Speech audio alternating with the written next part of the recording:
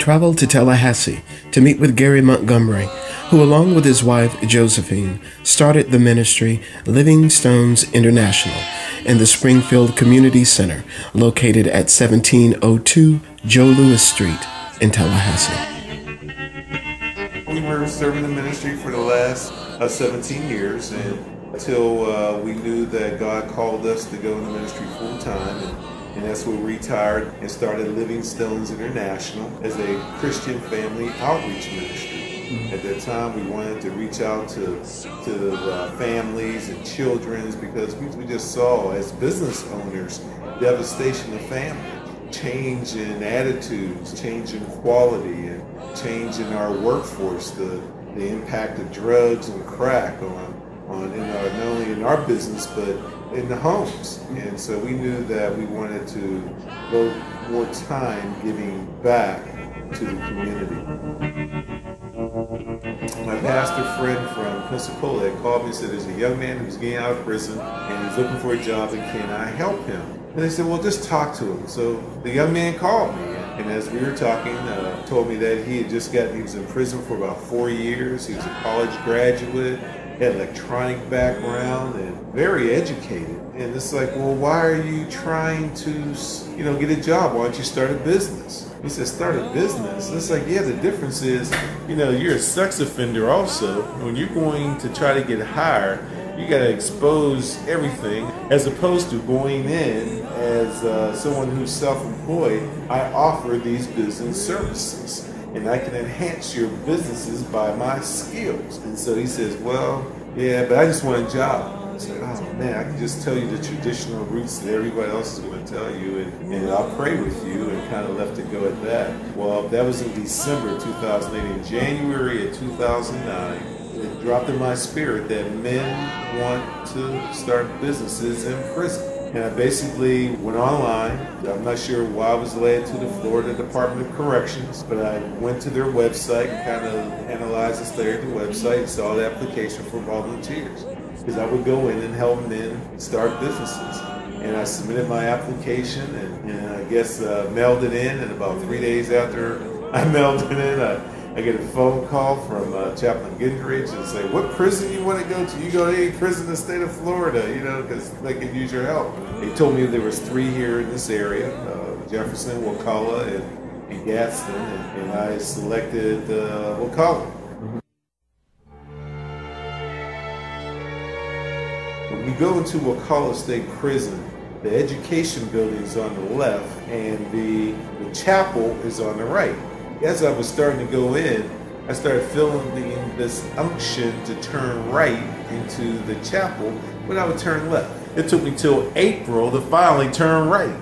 Hanging out with them in the chapel, and I still did my duties in education, I found the presence of God in prison. I had met men who are serving life sentences, and their whole thing is, even though some of them know that they're never getting out, they're just so happy because they've been transformed, that they're no longer the person that they used to be, but here is who they are right now. What I really realized through that experience, we take God for granted. We take our freedoms for granted. I ended up stopped doing the business plan, working with the men in education, because the need was so great at the chapel. You had one chaplain at that time. There was cutbacks in the prison too. So you had one chaplain at Wakulla State Prison, Chaplain Fox, among 3 camps. That's like over 3,500 men, with crisis messages, with counseling, with making sure they go to their courses that they wanted to take. And it was like a lot of pressure on him. And then I understood why God sent me there.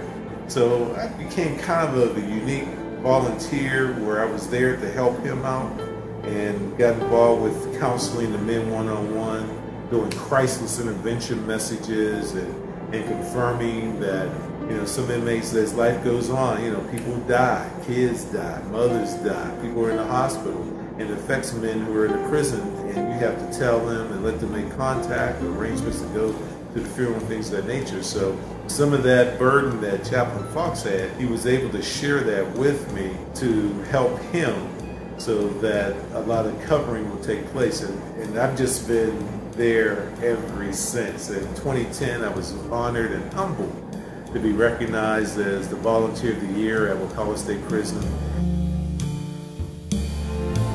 So our ministry started to shift.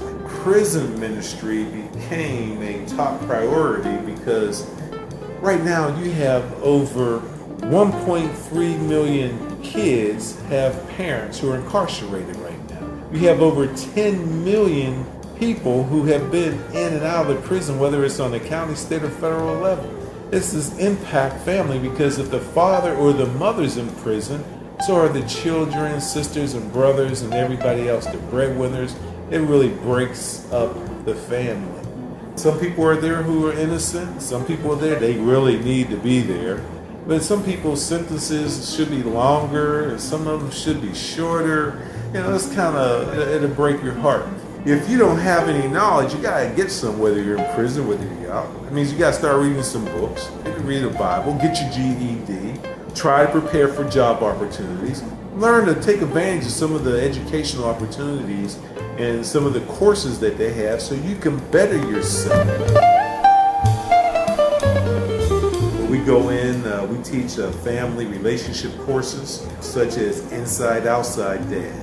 How can I prepare to be a better dad when I get out? How do I reconnect with my family, with my children when I'm here?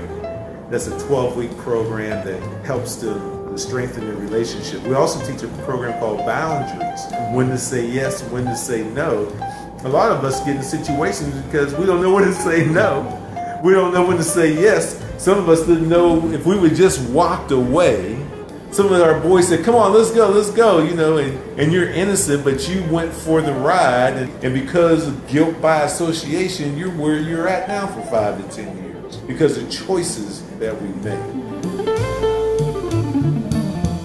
But some of these men have talents. They're carpenters, they're electricians, they know heating, ventilating, air conditioning systems, they're plumbers, they're handy type men, auto mechanic. That would be an awesome opportunity because, I don't know, my car always breaks down. I can't fix mine. But some of these guys got talents like that, you know? The onus is not on us. The onus is on that man or woman. They have to find something that they enjoy doing that will get them out of bed every morning and look forward to that day.